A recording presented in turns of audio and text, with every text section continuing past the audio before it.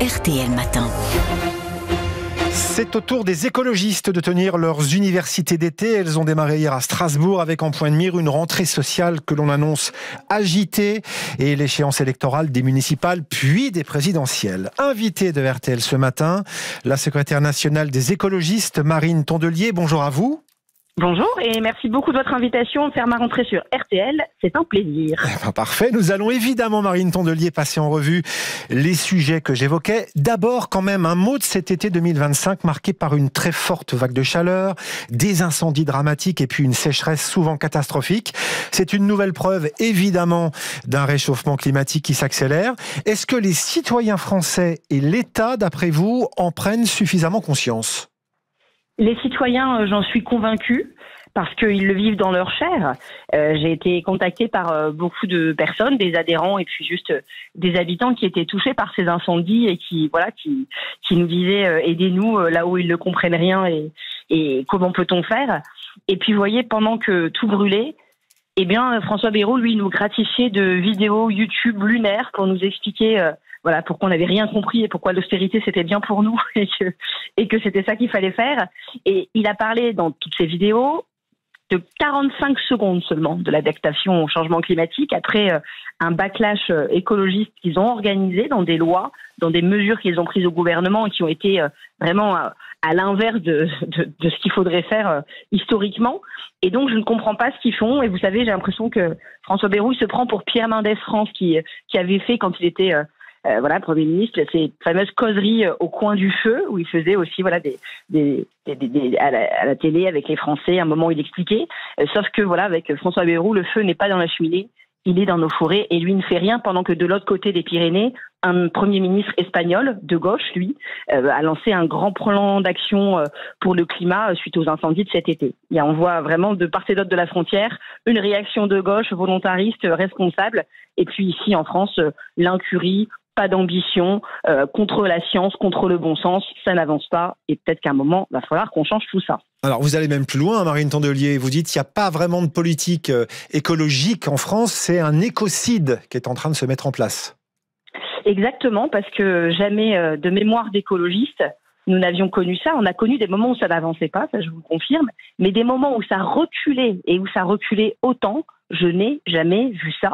Quand je pense qu'ils ont quand même essayé de réintroduire dans l'air des néonicotinoïdes, l'acétamipride par exemple, qui sont neurotoxiques, qui franchissent la barrière placentaire et donc contaminent vos fœtus dans le ventre des mamans. Ça c'est la loi du plomb, en partie censurée. Ils sont dans le liquide céphalorachidien, c'est-à-dire que c'est en contact avec le cerveau, dans les cohortes ELF, vous savez, c'est une cohorte épidémiologique qui essaye de suivre l'état de santé des enfants en France. On en a retrouvé dans les cheveux de 46% des enfants, alors que ça a été sur le marché très peu de temps, entre 2004 et 2018 où ça a été interdit.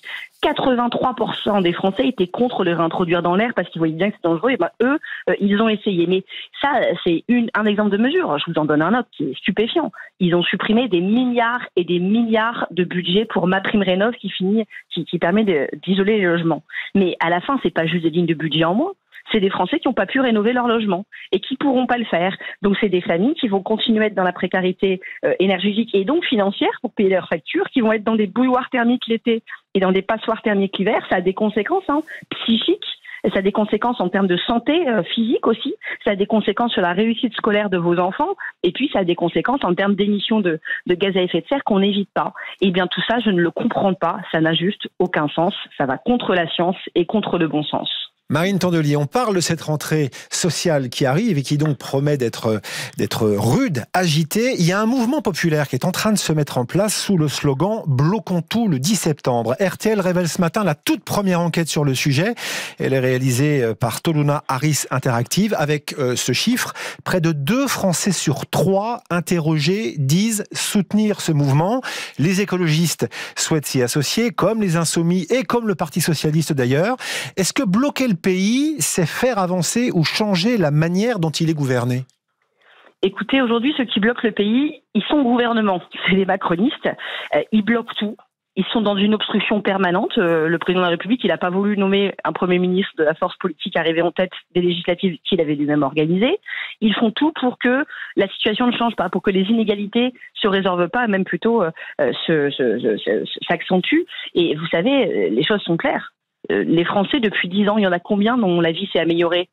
Il y en a très très peu. Et c'est simple, ils sont tous au gouvernement ou chez les très très proches amis du gouvernement. Et en fait, les Français ils commencent à se rendre compte. Donc il y a de la colère, il y a de la détresse. Et ce qui est assez stimulant, je devrais dire, dans cette rentrée sociale qui s'annonce mouvementée, dans la rue, dans des blocages, etc., c'est que les Français ont décidé de relever la tête. Ils ont décidé de plus laisser faire. Ils ont décidé de combattre pour leur dignité et c'est très très justifié. Et donc quand je vois le nombre de Français, le nombre de raisons de chacun d'entre eux d'être en colère, et ben je me dis que c'est très bien qu'à la rentrée il y ait autant de mobilisation possible dans la rue, bloquer, faire grève. Il y a plein de manières de faire. Et donc qu'il y ait un gros soutien à ce mouvement, c'est super, c'est une très bonne nouvelle. Maintenant le sujet, c'est entre le soutien, de loin dans un sondage quand on répond à l'enquête au téléphone et se mobiliser soi-même, il y a une petite différence. Et donc ce qu'on doit faire, c'est transformer ce soutien en engagement. Et j'engage tous les Français à nous rejoindre dans la rue.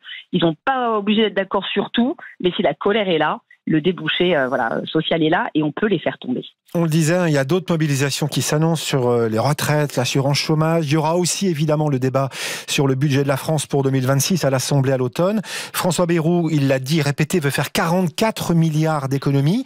Allez-vous attendre les mesures définitives, concrètes, précises du Premier ministre et du gouvernement, ou est-ce que d'emblée, comme d'autres, je pense aux Insoumis, vous allez appeler à le censurer ? J'ai pas besoin d'attendre des mesures concrètes parce qu'on les a déjà tous les jours et que le quotidien des Français est déjà impacté par leur nullité et leur manière d'aborder en fait les politiques sociales qui est du Robin des Bois mais à l'envers. C'est-à-dire, eux, ils prennent à tout le monde, à tous les Français et ils redistribuent aux plus riches. Il y a un truc qui est quand même dingue. Ils ont fait 40 milliards de cadeaux fiscaux par an, 40 milliards par an aux plus riches. Quand je vous dis 40 milliards par an, par exemple, je compte pas la suppression de la taxe d'habitation. Ça, c'était pour tous les Français. OK. 40 milliards par an de cadeaux aux plus riches. N'importe quel économiste peut vous dire qu'évidemment, ça creuse la dette. Donc la dette se creuse. Et là, qu'est-ce qu'ils disent? Ouh là là, il y a la dette qui se creuse. Donc, est-ce qu'ils vont revenir sur leurs cadeaux fiscaux? Pas du tout. Eux, ils disent aux Français, écoutez, ma bonne dame, il va tous falloir faire un effort. Et donc, on va vous supprimer des jours fériés, du chômage, des retraites. Tout ça va être impacté, mais vous inquiétez pas, parce que vraiment, c'est pour votre bien. Avec l'horaire le plus contrit là, et quand vous dites mais enfin ça va, c'est pas possible, c'est pas juste, ça n'est pas juste. Il vous explique qu'en fait c'est trop c'est ça qu'il faut faire. Alors c'est que vous n'avez pas bien compris parce qu'évidemment on n'est pas assez intelligent par rapport à eux. Donc franchement c'est se moquer du monde et ça commence à se voir beaucoup, mais ça fait des années que ça se voit. Là la bonne nouvelle c'est que je pense qu'il y avait des gens qui étaient un peu sidérés, stupéfaits, qui savaient pas trop par quel bout prendre le truc et comment se mobiliser. Et même quand on gagne les élections, ils n'en respectent pas les résultats tout là-haut à l'Élysée. Alors on va prendre notre destin en main.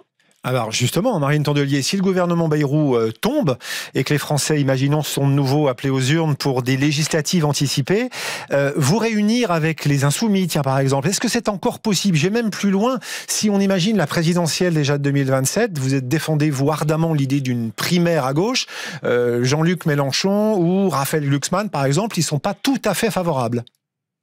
Eh ben, c'est leur droit, mais je pense qu'ils n'auront pas le choix. Pourquoi ? Parce que une bascule fasciste est en cours dans le monde entier. Vous savez, c'est comme ces chemins de dominos qu'on fait et puis on en fait tomber un qui fait tomber tous les autres en chaîne. Il y a même les États-Unis, c'était une démocratie, grande démocratie mondiale. On pensait vraiment qu'elle était vaccinée contre ce danger-là. Elle est tombée. Et l'un des prochains dominos qui peuvent s'effondrer, c'est la France. Mais si la France bascule, c'est toute l'Europe qui vacille. C'est ça qui est en jeu, c'est historique. Et donc, quand vous êtes face à ce genre de danger, cette menace existentielle, et puis on en a une autre dont on vient de parler, c'est la crise environnementale. Ouais. Vous avez un devoir moral quand vous êtes responsable politique. Et j'ai déjà entendu Jean-Luc Mélenchon, Raphaël Glucksmann, dont je sais qu'ils sont viscéralement antifascistes, en parler avec beaucoup de talent, en parler avec beaucoup d'emphase.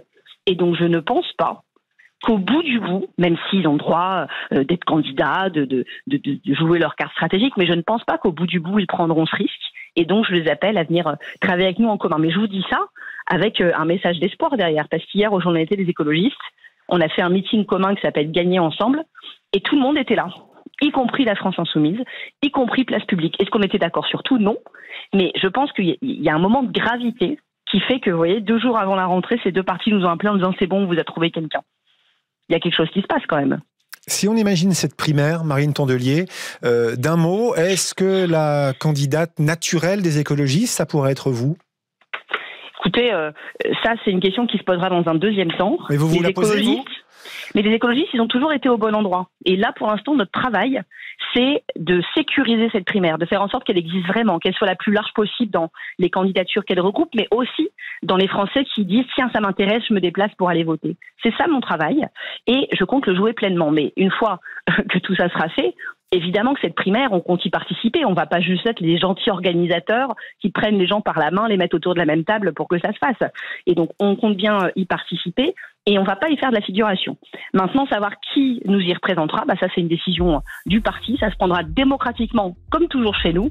Et ce sera, d'ici le mois de décembre. Chaque chose en son temps. Marine Tondelier, secrétaire nationale des écologistes. Merci d'avoir été l'invitée de RTL.